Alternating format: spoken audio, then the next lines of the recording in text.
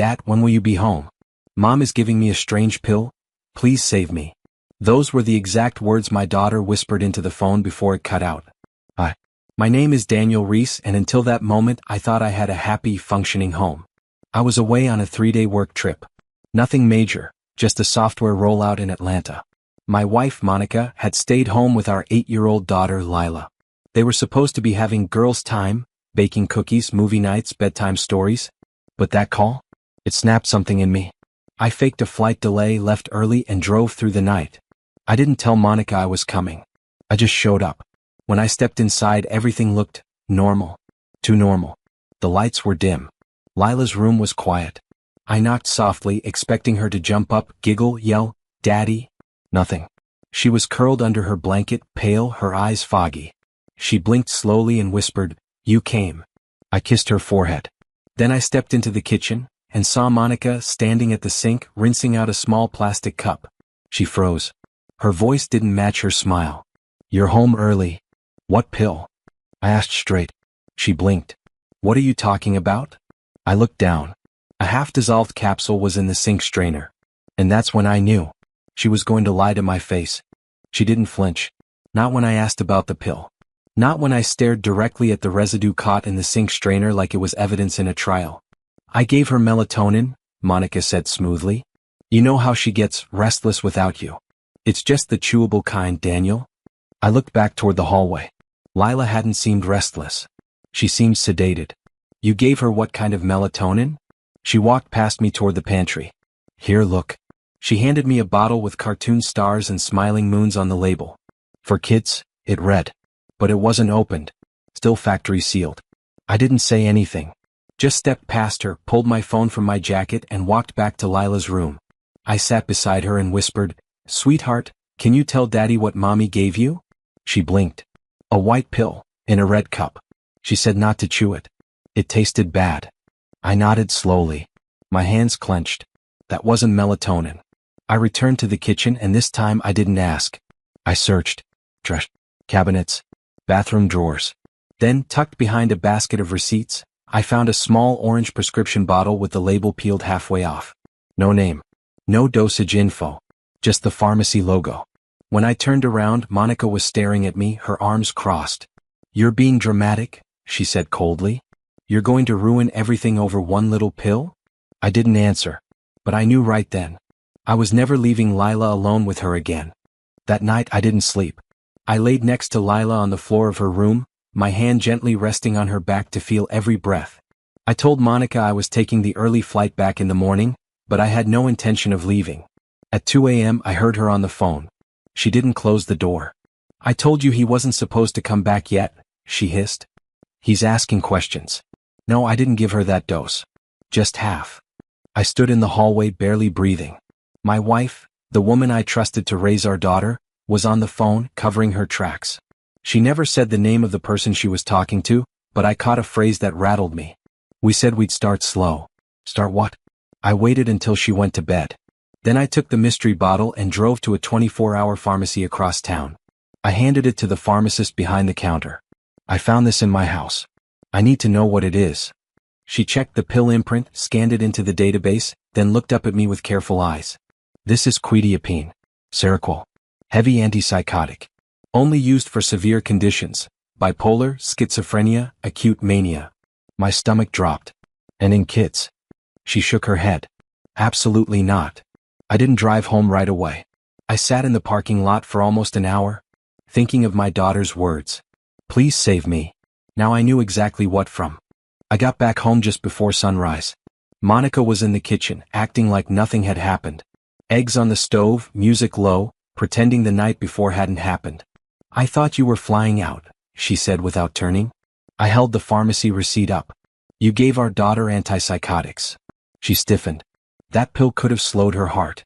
Could have shut her down. "She's 8, Monica." Her voice turned sharp. I didn't give her a full dose. And she was getting difficult. "You're not here. You don't see what I deal with. You drugged her." Her eyes flashed. "Don't use that word. You don't get to judge when you spend half your life traveling." I couldn't believe what I was hearing. "This isn't about me being away," I said. It's about you hiding pills, lying to my face and telling God knows who on the phone that we'd start slow. Who the hell is we? She didn't answer. Just grabbed her coffee and walked past me. I packed a bag for Lila. No threats. No shouting. Just a quiet, surgical exit. I left a voicemail for my attorney. Told him I wanted full custody. Emergency hearing. I had documentation, the bottle, the photo of the pill, the pharmacist's statement. All of it. Monica didn't even try to stop me when I picked Lila up. She stood at the door like a stranger. And just before I closed it, she finally whispered, "You're going to regret this." But I already did. Just not for the reasons she thought. The next morning, I met with my attorney in person. I laid it all out. Lila's phone call, the pill, the pharmacist's confirmation, the sealed melatonin bottle Monica tried to pass off. Every word, every photo, every receipt was real. He didn't blink. "We'll file for an emergency hearing today," he said. "Based on what you've shown me, you have a strong case for temporary full custody. And if we're lucky, permanent." I nodded. But inside I felt hollow. Not victorious, just broken. This wasn't a win. This was damage control. Lila slept most of that day. When she woke up, I made her pancakes. She didn't ask where her mom was. She just curled into my side and whispered, "I'm glad you came back." I held her tighter than I probably should have. Later I got a call, from an unknown number. It was Monica's brother. "Daniel, listen," he started carefully. "Monica's not okay. She hasn't been for months. Ever since her mother passed, something in her snapped. She wouldn't talk to us. But we had no idea it got this far." I didn't say anything. "We'll support whatever you need for Lila," he added. "Just, don't let this go public. Not for her sake. For the family." That's when I realized how far they'd all been willing to look away. Now they were scrambling. But I wasn't. I was done staying quiet. And the hearing was already on the judge's calendar, for Tuesday morning. Tuesday morning arrived faster than I expected. Courtroom 3C. Wood paneling. Fluorescent lights. A judge who looked like she'd heard every kind of lie 1,000 times. I sat on one side. Monica on the other. She wore a gray suit, minimal makeup, and a blank expression. Like this was just a misunderstanding she'd fix with charm. But this wasn't charm. This was evidence. My lawyer presented everything. Lila's phone call transcript. The pill bottle with no label. A signed statement from the pharmacist. My own affidavit. When the judge asked Monica directly, "Did you administer this medication to your child without a doctor's prescription?" She hesitated. Then she said it. Yes. One word. But it cracked the room. Her lawyer tried to recover. Claimed it was a one-time calming aid, that she was overwhelmed, that no harm was done. But the judge wasn't buying it. "I've seen harm look quieter than this," she said. "Temporary full custody granted to the father. Supervised visits only." I didn't move. Didn't smile. Just nodded. Monica's face didn't change. But her eyes burned holes into the table. When it was over, I took Lila's hand and walked her to the car. She asked softly, "Is Mommy mad?" I looked in the mirror at the woman who used to be my partner, now a stranger. "She's just confused," I said. "But we're safe now." And for the first time in months, I actually believed it. 2 days after the hearing, Monica sent me an email. Not through the lawyers. Direct. "You won. Congratulations. Just know that when Lila asks what happened, you'll be the one who has to explain why her family fell apart." It didn't even sting. Because the version of Monica I once trusted, the woman who danced in the kitchen with our toddler and wore paint-splattered sweats on Sundays, was gone long before the pills ever showed up. This wasn't a fall apart. It was a rescue. That weekend I signed Lila up for therapy. A child specialist. Gentle, warm.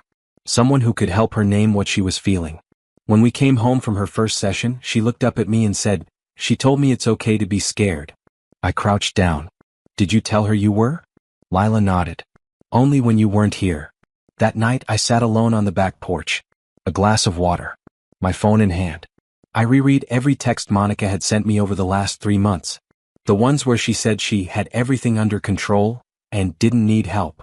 Every lie. I archived the thread. All of it. Gone. Then I opened a new one. To my attorney. "Let's begin the process for full custody. I'm not fighting her. I'm protecting my daughter from someone I no longer recognize." And as I hit send, I knew. This wasn't the end of the storm. But it was the first real moment of peace. Monica didn't show up to the next court date. Her lawyer stood alone, fumbling excuses. She's overwhelmed. Needs time. Regrets everything. But the judge didn't blink. She read the evaluation. Lila's therapist had submitted a report, clear, professional, heartbreaking.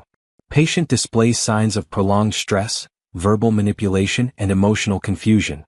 Strong attachment to father. Safe response when separated from mother. Those words sealed everything. Full custody, granted. Visitation, suspended, pending psychiatric review. It didn't feel like a victory.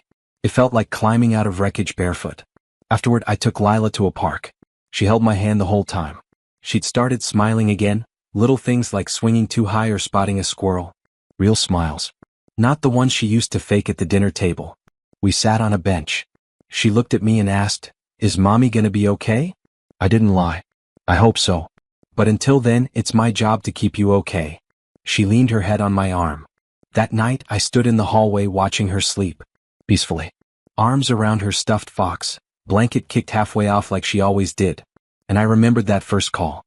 Her voice trembling. "Please save me." I did. Not with rage. Not with vengeance. With truth. With action. With patience. I closed her door gently, turned off the hall light, and walked back into my life. One that was finally, mercifully ours again.